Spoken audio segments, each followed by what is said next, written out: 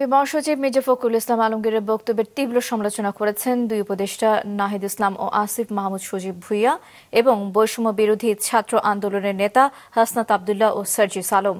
মির্জা ফখরুলের বক্তব্যকে ষড়যন্ত্রের ইঙ্গিত মনে করছেন তারা। Just report.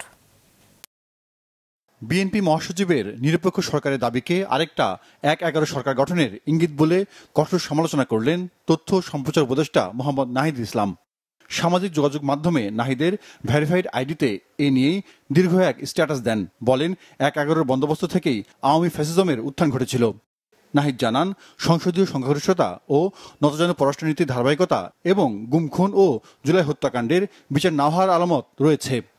নাহিদ ইসলাম তার স্ট্যাটাসে আরও জানান, ছাত্র এবং অভ্যুত্থানের নেতৃত্বকে মাইনাস করার পরিকল্পনা ৫ আগস্ট থেকেই শুরু হয়েছে। তখন বিএনপির কারণে জাতীয় সরকার গঠিত হয়নি বলে দাবি করে নাহিদ বলেন, জাতীয় সরকার হলে ছাত্রদের হয়তো সরকারে আসার প্রয়োজন হতো না।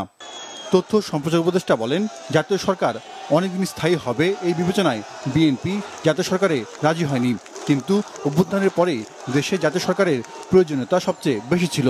তিনি আরও মন্তব্য করেন, এটা বিএনপি বিরুদ্ধ ষড়যন্ত্র। অন্তর্বর্তী সরকারের সময়ে সব পক্ষই নানান সুবিধা ভোগ করেছে উল্লেখ করেন নাহিদ। নির্বাচনে নিরপেক্ষতার কথা বললে এই বাস্তবতাও মাথায় রাখতে হবে বলে উল্লেখ করেন নাহিদ। আরেক উপদেষ্টা আসিফ মাহমুদ নাহিদেরও স্ট্যাটাস শেয়ার করেন ফেসবুকে। জানান, জনগণকে অন্ধকারে রাখা যাবে না।